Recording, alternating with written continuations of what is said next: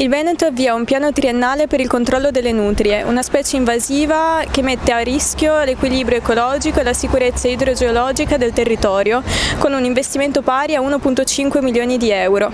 Cosa ne pensano i cittadini e sono d'accordo con le modalità con le quali questo piano verrà attuato?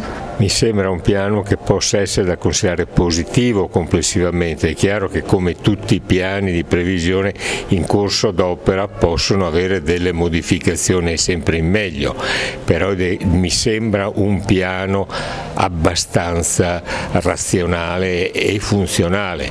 Indubbiamente il discorso di ammazzare gli animali non piace a nessuno, però purtroppo certe volte può essere il meno feroce di tutti.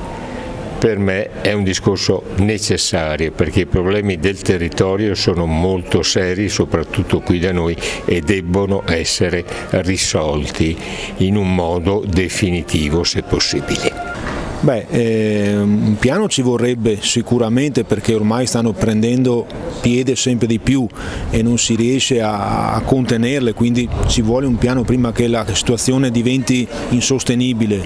Quindi secondo me ha fatto bene la Regione a stanziare questi fondi pro praticamente contenimento delle nutrie di questi animali.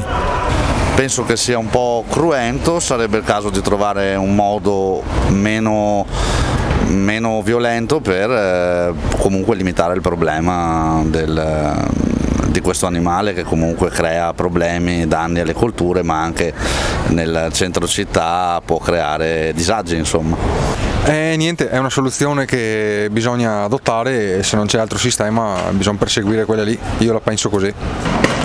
Ci dovrebbe essere un'altra soluzione, non per forza bisogna ammazzarle, non so, magari catturarle, metterle in uno stato un po' più contenuto, ecco. È un problema, sì, quello sì, perché soprattutto per l'agricoltura, perché ho sentito diversi agricoltori che si lamentano su questo discorso qua. Bisogna trovare un punto, certo non dico neanche ammazzarle, però sarà un problema da risolvere. Di certo io non sono l'ultima persona, però è un peccato perché sta distruggendo veramente, soprattutto gli argini, quello sì, è qualcosa bisogna trovare, quello sì, però risponderti alla tua domanda è un po' difficile, perché sarebbero sì da eliminare, sì, c'è anche la gente che le mangia per conto quello, vedremo il futuro, vedremo cosa decideranno anche i nostri concittadini, i nostri polesani.